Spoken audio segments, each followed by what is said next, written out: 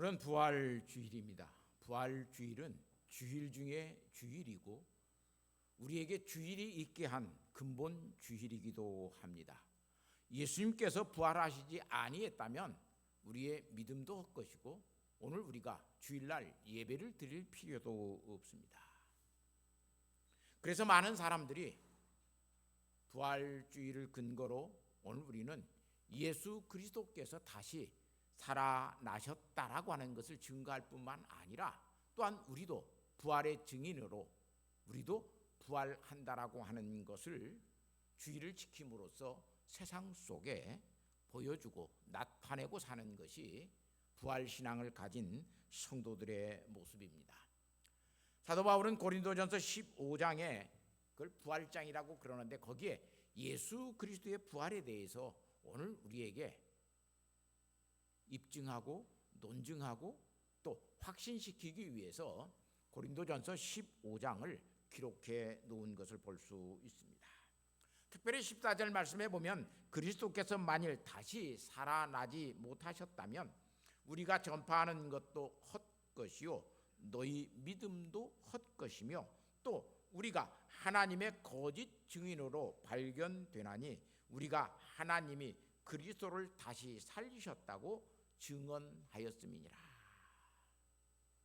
우리가 부활의 예수님을 알지 못하고 그것을 증거하지 못하고 그냥 부활하셨다라고 예수님을 말씀하면 우리의 전파하는 것이 오늘 목사가 설교하는 것이 예수님을 믿고 여러분들이 사는 것이 헛것 허무맹랑한 것이다 그 말이에요. 캐노스 허무맹랑한 일이 된다.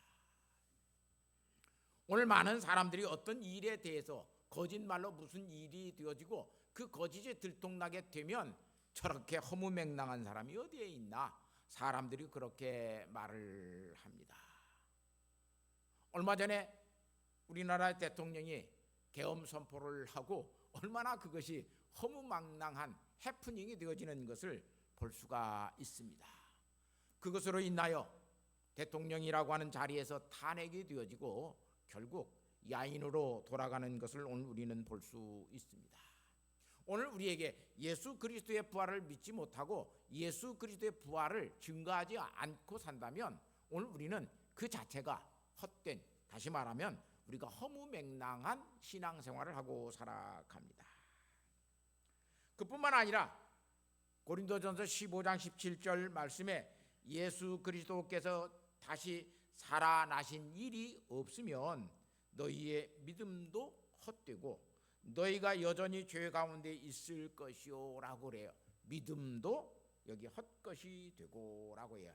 마타이오스라고 하는 말인데 너희의 믿음이 아무런 의미가 없다는 거예요.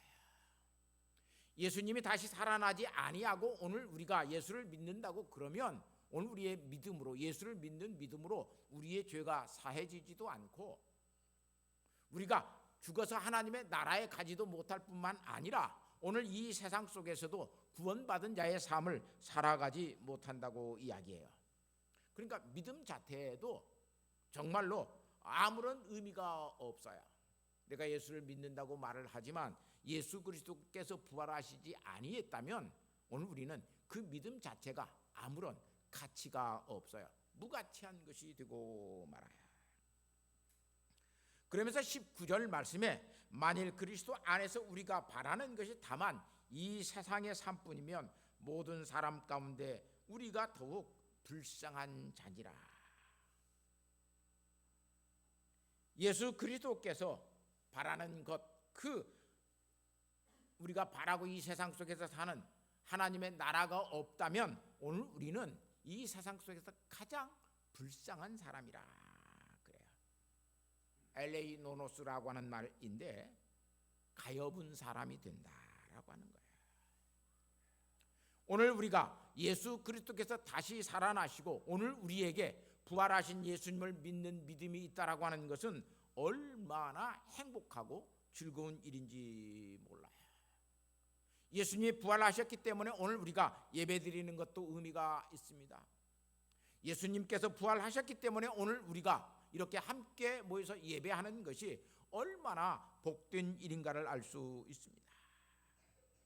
이렇게 주일은 예수님께서 부활하신 그것을 가지고 오늘 우리가 살고 있고, 또한 예수님께서 부활하셨고 다시 우리를 데리러 오신다라고 하는 그 부활의 신앙의 근거에서 오늘 우리는 모든 일들을 행하고 살아갑니다.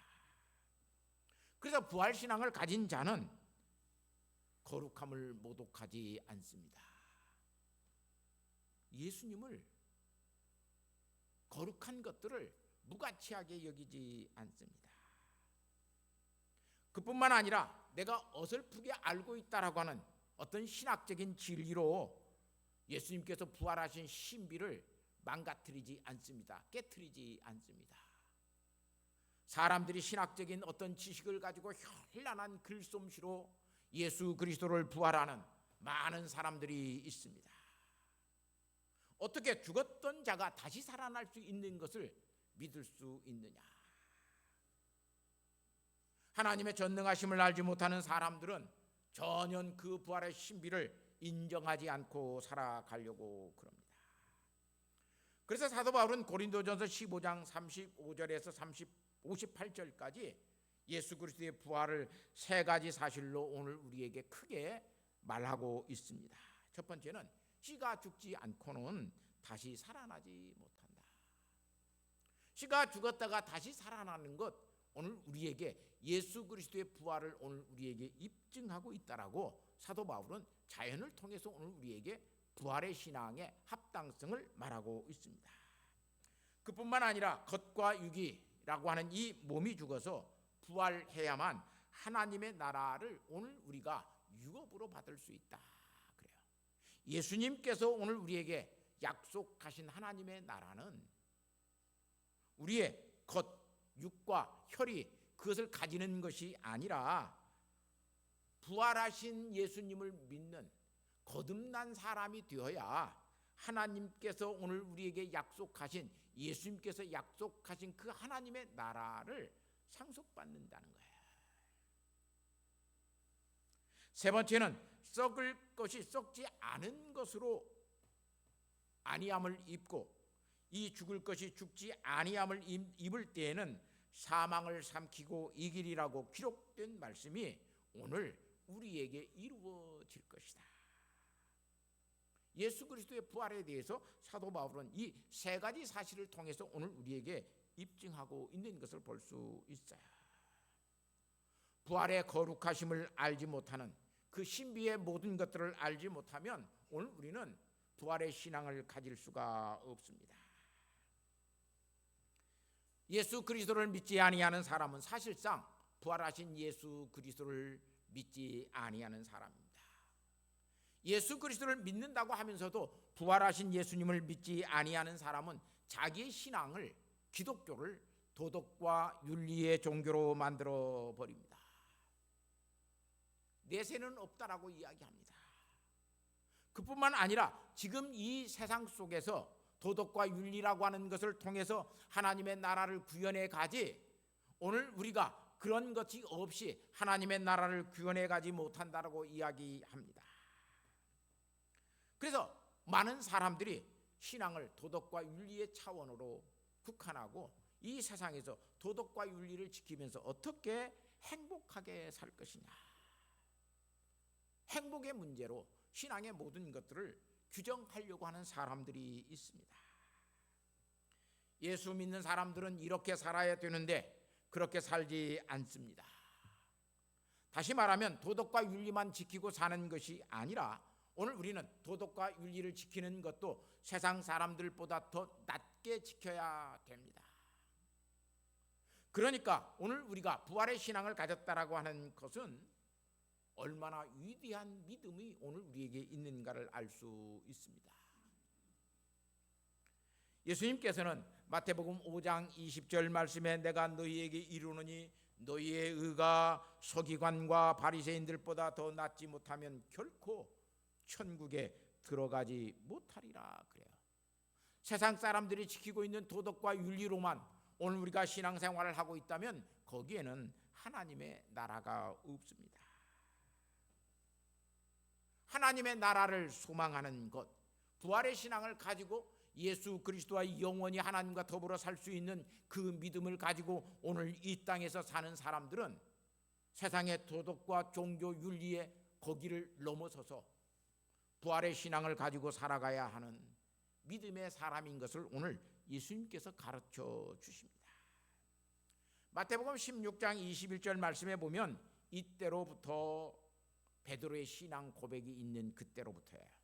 베드로가 주는 그리스도시요 살아계신 하나님의 아들이십니다라고 하는 이 신앙 고백이 있는 그때로부터 예수 그리스도께서 자기가 예루살렘에 올라가 장로들과 대제사장들과 서기관들에게 많은 고난을 받고 제자들에게 피로써 죽임을 당하고 제3일에 살아나야 할 것을 제자들에게 비로소 나타내셨다 그래요.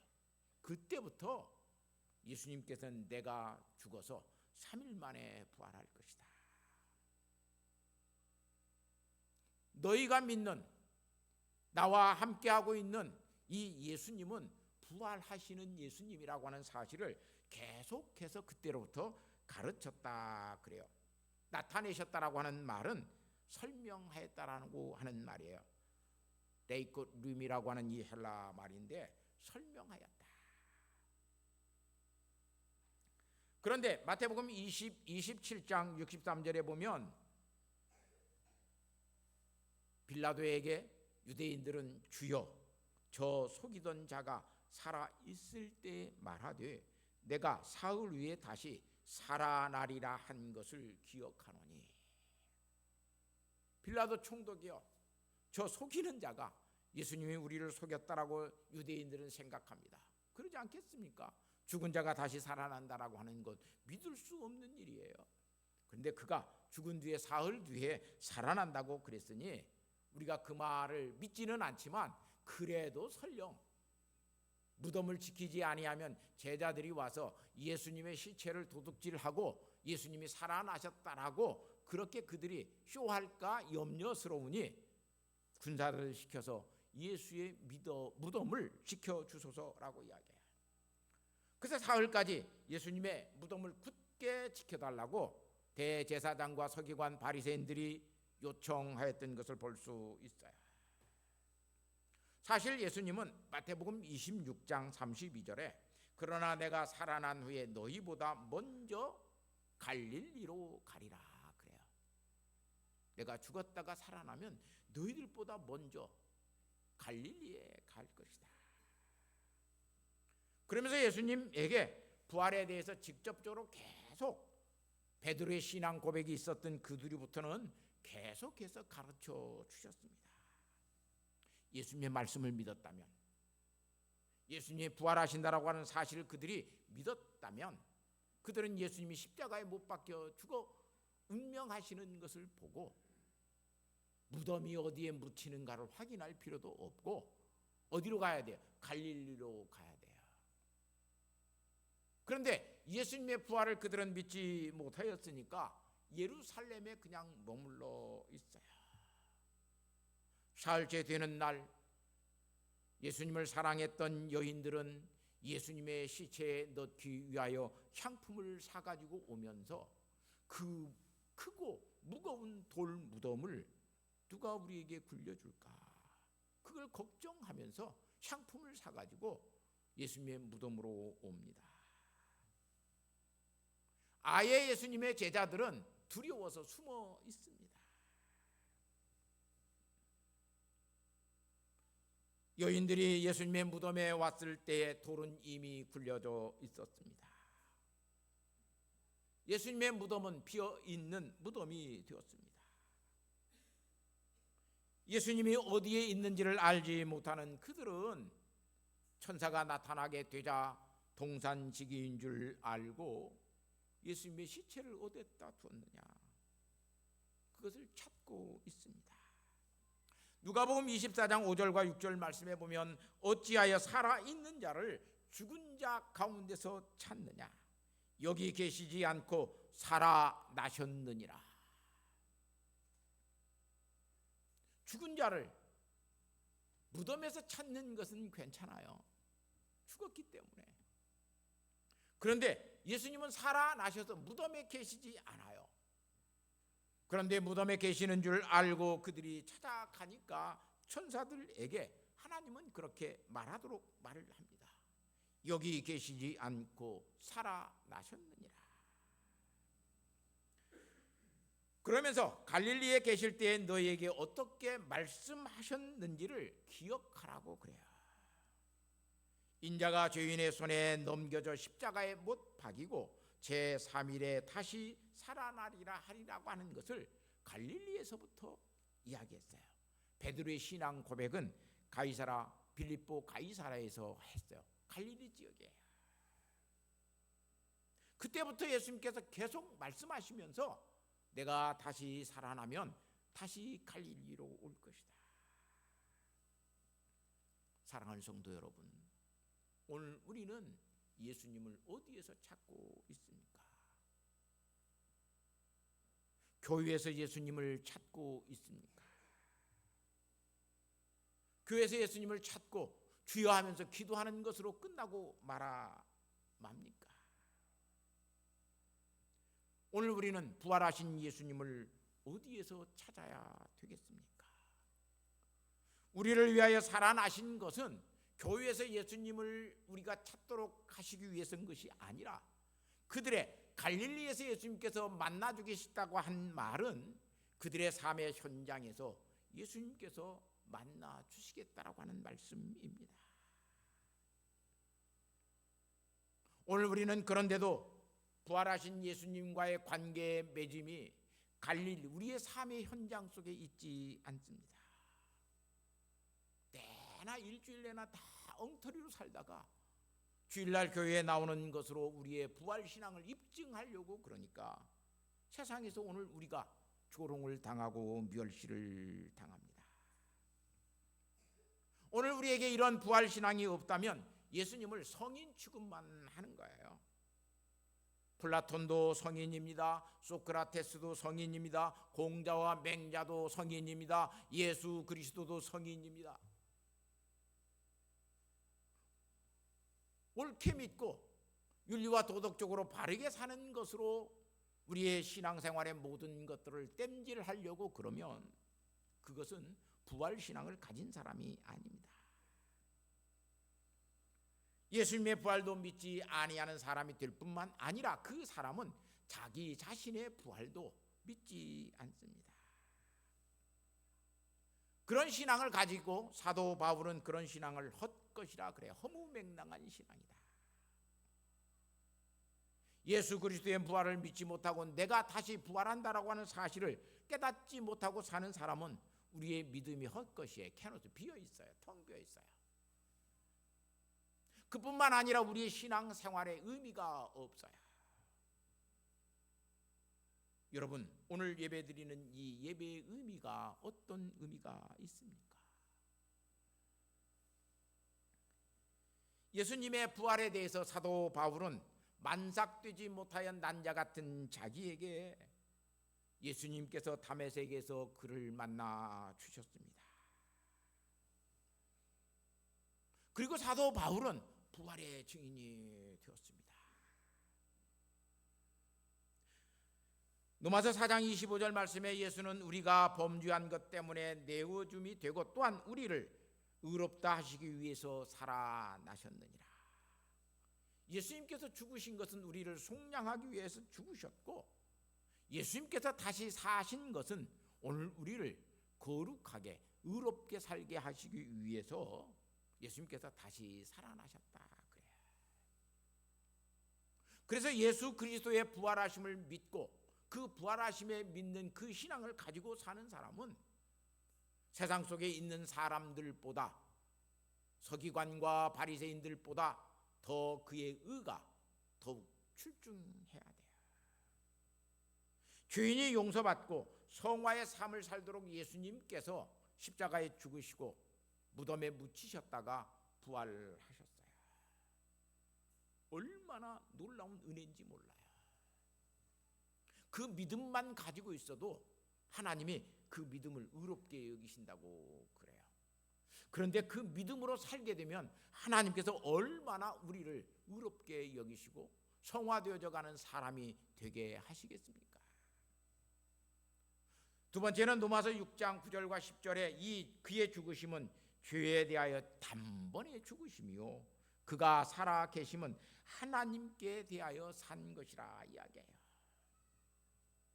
예수님은 죽으셨지만 죽지 않고 다시 살아나셨습니다. 왜냐하면 예수님이 하나님이시기 때문에 그렇습니다.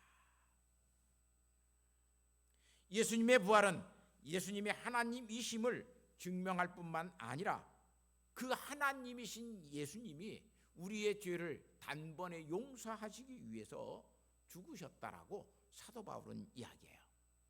예수 그리스도의 죽음의 의미가 부활 신앙을 가지게 되면 이런 놀라운 의미를 알게 됩니다. 예수님이 나의 죄 때문에 죽었구나. 나를 용서하시기 위해서 예수님께서 죽으셨구나. 얼마나 감사한 일이에요. 음식점에 제가 많은 사람들을 데리고 가서 밥을 먹는데 어떤 사람이 조용히 여기에 모여있는 많은 사람들의 음식값을 다 내주고 갔어요. 가서 계산하려고 봤더니 어떤 분이 다 냈는데요. 그래요. 낼 사람이 없는데 저기에서 나하고 눈 인사하신 그분이 내고 갔는가 보다. 그 장로님이 내고 갔는가 보다. 얼마나 감사한 일이에요. 그 장로님을 만나면 내가 얼마나 감사하다고 해야 할까요? 나의 죄를 대신해서 그 속량의 값을 하나님께서 지불하시기 위해서 예수님께서 이 땅에 오셨고 예수님께서 이 땅에서 살다가 죽으셨어요. 얼마나 예수님에게 감사해야 돼요. 그런데 오늘 우리는 그런 감사의 마음이 오늘 우리에게 없어요. 의미가 없어요. 주일 예배를 드리는 게 그 의미가 없어요. 그러니까 오늘 우리는 그 감사의 의미를 알지 못하기 때문에 예수 믿으면서도 성화의 삶을 살지 아니합니다. 사도행전 26장 8절 말씀에 당신들은 하나님이 죽은 사람을 살리심을 어찌하여 못 믿을 것으로 여기시나이까?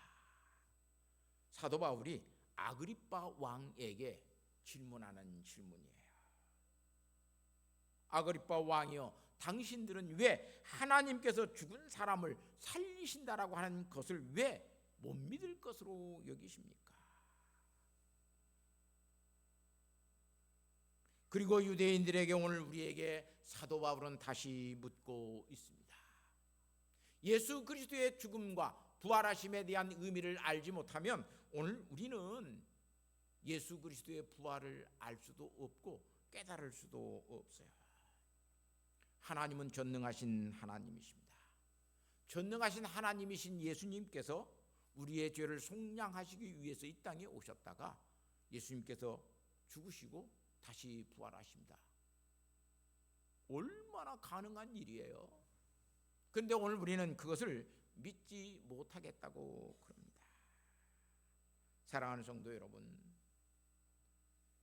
예수 그리스도의 부활하심을 믿는 성도는 그래서 거짓으로는 살 수가 없어요.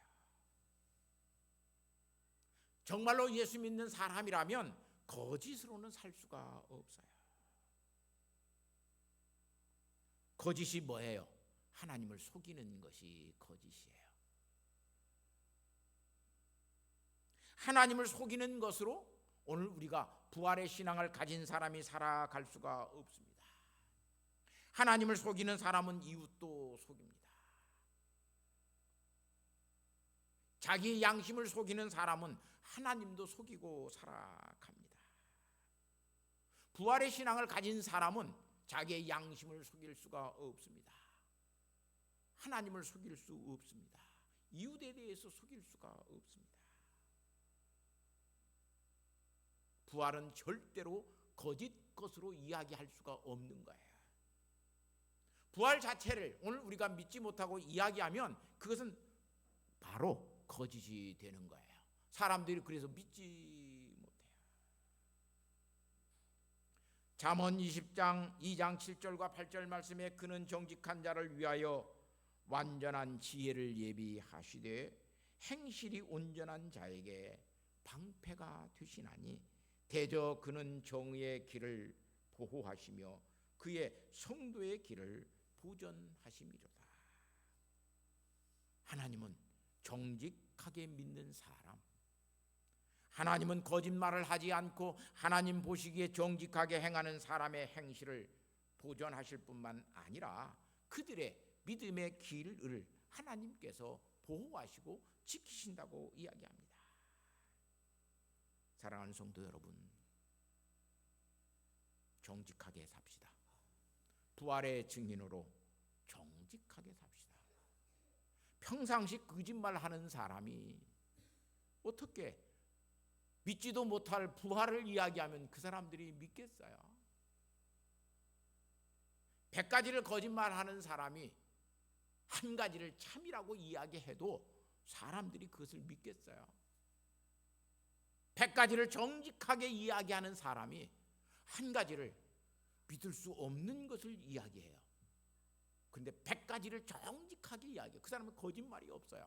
근데 한 가지는 믿을 수 없는 것, 그것을 이야기해요. 그런데 100가지 것을 정직하게 이야기했기 때문에 한 가지 것이 좀 의심쩍어도 사람들은 믿어요. 부활의 신앙을 가지고 사는 사람들은 그렇게 살아야 돼요. 그래야 오늘 우리가 예수 그리스도를 부활을 증거하고 내가 예수 믿는 사람이라고 이야기를 했을 때 사람들이 과연 그 사람이 예수 믿는 사람이구나. 어제도 거짓말하고 오늘 또 거짓말하고 방금 또 거짓말한 사람이 이건 참말이야 라고 하면서 다른 이야기를 하면 사람들이 뭐예요? 믿지 마. 저 입만 열면 거짓말하는 사람이야. 그렇게 되지 않겠습니까?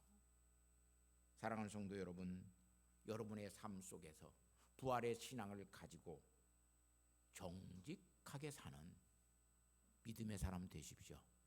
그래야 하나님의 의를 구합니다. 그에게 하나님의 나라가 있습니다. 어디에 가서든지 정직하게 사는 그리스도인 되어지고 정직함으로 부활의 증인되는 것을 나타낼 수 있는 효성의 성도들 되시기를 예수님의 이름으로 부탁하고 축복합니다. 하나님 아버지 감사합니다.